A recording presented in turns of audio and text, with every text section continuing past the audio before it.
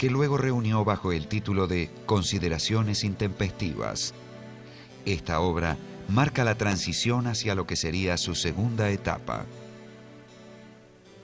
Ahí, en las consideraciones intempestivas, lo que hace Nietzsche es hacer la crítica a la cultura alemana, especialmente, pero por extensión podría entenderse la cultura moderna, la cultura europea, aunque en algunos casos es más específico sobre la alemana.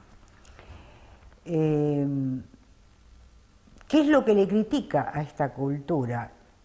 Un poco dentro de la misma tónica romántica, digamos, esa la razón analítica que diseca, que mata, que no tiene, que es estéril, que no puede crear nada, dice Nietzsche.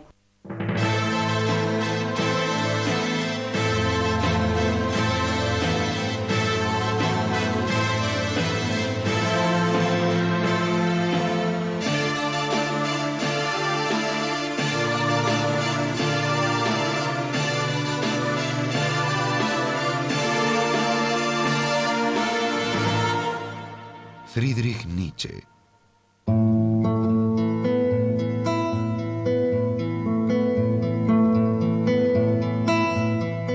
La segunda etapa del pensamiento nietzscheano abarca desde 1878 hasta 1881.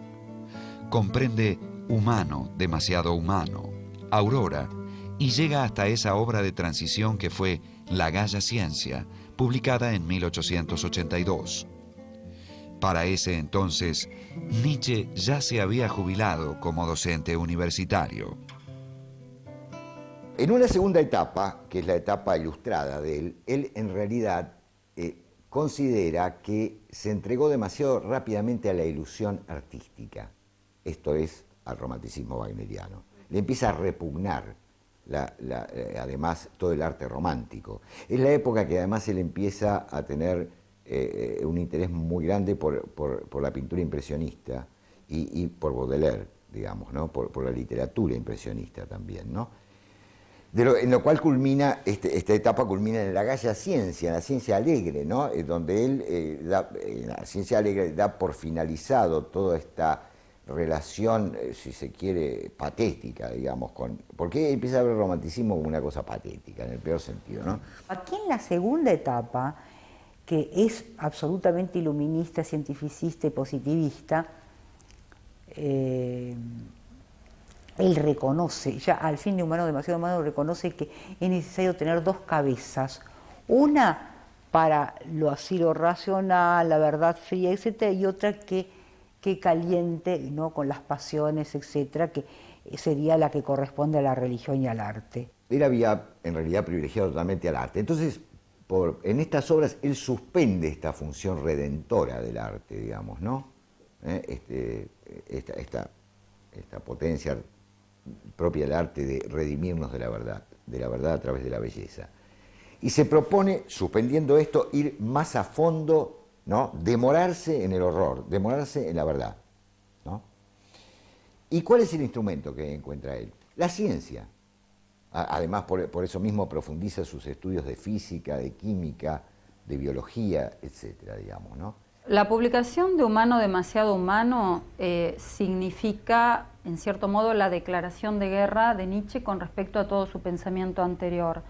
Digo, significa la declaración de guerra porque Nietzsche ya había transformado su pensamiento desde 1872, o sea, después de la publicación del Nacimiento de la Tragedia.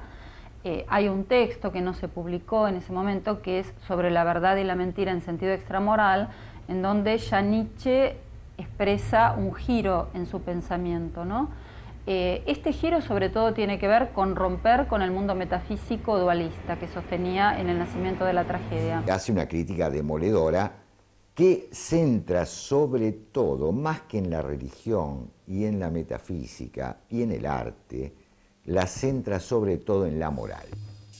En estos años, Nietzsche conoció a Lou Andrea von Salomé, que sería el gran amor de su vida. Junto con un amigo común, Paul Rée, deciden vivir juntos en una especie de comunidad de afectos y afinidades intelectuales y artísticas. El experimento duró casi un año.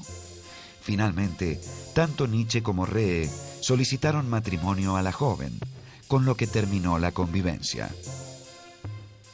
Los tres deciden irse a vivir juntos y formar lo que Lu llamaba la comunidad más allá del bien y del mal, que ese es un ideal que ella siempre había tenido, por lo que dicen sus obras, de poder estar en una relación con hombres, en una relación puramente amistosa, en la cual se compartieran lecturas, escritos, etcétera, que es de hecho lo que hicieron ellos tres durante el tiempo que convivieron juntos. Nietzsche le propuso a Lu casamiento un par de veces, Ree por su lado también, no aceptó a ninguno de los dos, era una gran histérica Lu Salomé, más allá de sus méritos, ¿no?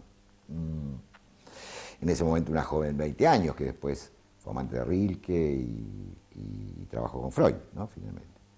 Y está su libro, que no es para nada un mal libro, digamos, ¿no? Escrito ahí por 1896, donde se ve que conocía profundamente el pensamiento de Nietzsche, ¿no? Una intelectual valiosa. En La Galla Ciencia, Nietzsche comenzó a perfilar la tercera etapa de su pensamiento, la que se ha llamado su etapa afirmativa, y que encontró su más alta expresión en su obra Así habló Zaratustra, publicada entre 1883 y 1885.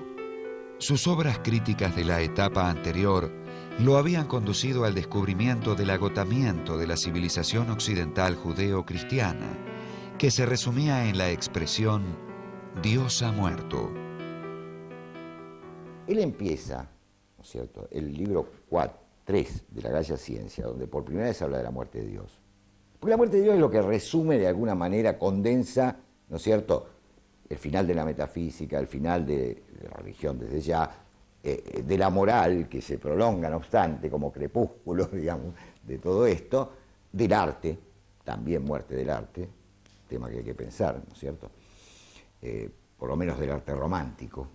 Y Nietzsche, en la expresión Dios ha muerto, quiere referirse al modo en que los grandes valores de Occidente se van deconstruyendo a sí mismos, es decir, por grandes valores de Occidente entendemos la verdad, la belleza, el orden del mundo, el sistema. Entonces, con esa expresión Dios ha muerto, él quiere decir que las grandes totalidades, los grandes ideales, el fundamento de la moral, el fundamento del lenguaje, ya no tienen sentido, ya nadie cree en ellos, y sin embargo siguen operando y siguen ejerciendo una suerte de dominio sobre los hombres. Nietzsche no es nihilista, a veces Nietzsche no es nihilista. Nietzsche descubre, y con mucha nostalgia al principio en Humano demasiado humano, que ese mundo de la tradición, metafísica, moral, artística, religiosa, está acabado.